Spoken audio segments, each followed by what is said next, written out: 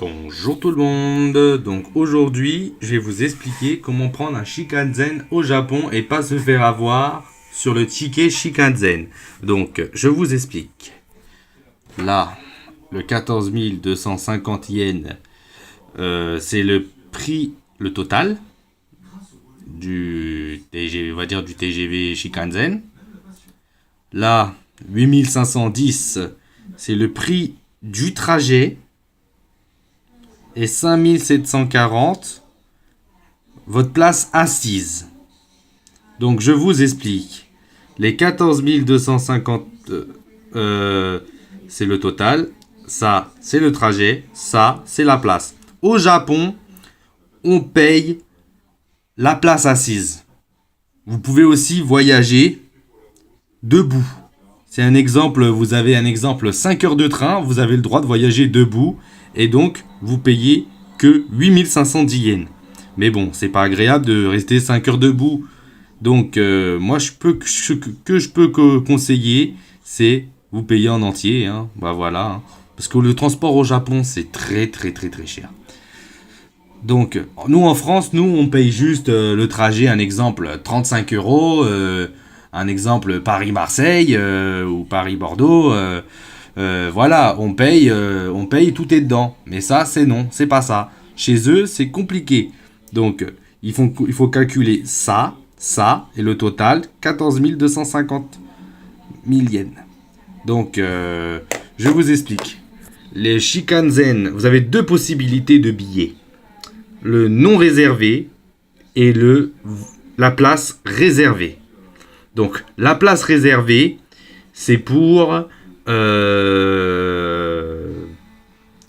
la place réservée, c'est pour les gens qui veulent avoir une place à eux.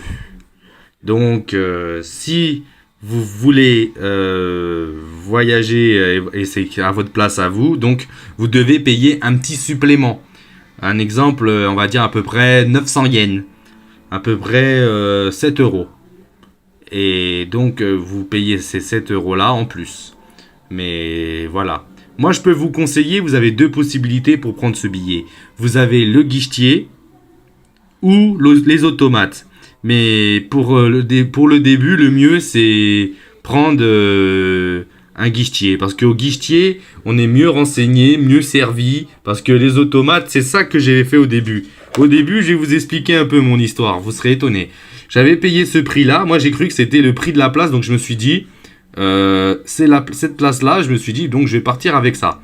Donc j'ai payé que ça seulement. J'arrive, on m'a contrôlé. Donc on m'avait dit, un japonais, il m'avait dit, il faut payer ça, il faut payer le trajet. Moi, j'avais payé que la place. Donc j'ai payé le trajet et donc en tout, j'ai calculé et je me suis dit, mais c'est pas normal. On paye la place, donc on paye son trajet. Nous, en France, on dit ça comme ça. Donc voilà, donc 8510 yens, c'est le prix du trajet. Oui, le prix du trajet. Là, je vous montre juste un ticket qui est un ticket réservé. L'heure de départ, l'heure d'arrivée. 11h, 13h33. Vous voyez ? Donc, la date. Voilà, la date aussi, le 16. Donc, voilà. Donc, ça, c'est une place réservée. Mais les places non réservées, il a... deux avantages. D'un, vous asseyez la place que vous voulez.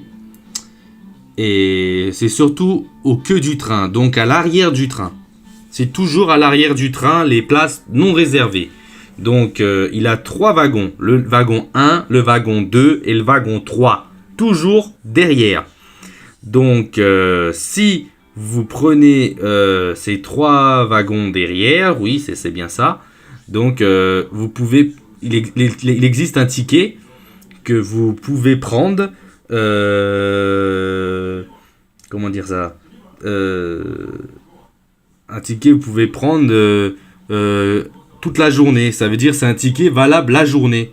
Ça veut dire normalement en France on choisit l'heure de départ et on arrive à l'heure d'arrivée. Mais pour les non réservés, il y a un petit avantage, c'est que vous avez le droit de prendre n'importe quel train qui va à votre destination en non réservé. Et c'est un exemple, Vous devez aller à Tokyo, un exemple à midi. Vous prenez un exemple, vos trains pour aller à midi pour Tokyo. Vous comprenez? Ou sinon, si vous voulez partir dans la soirée, un exemple, si vous avez envie de visiter un exemple Kyoto toute la journée, vous pouvez prendre le dernier train pour Tokyo. Voilà.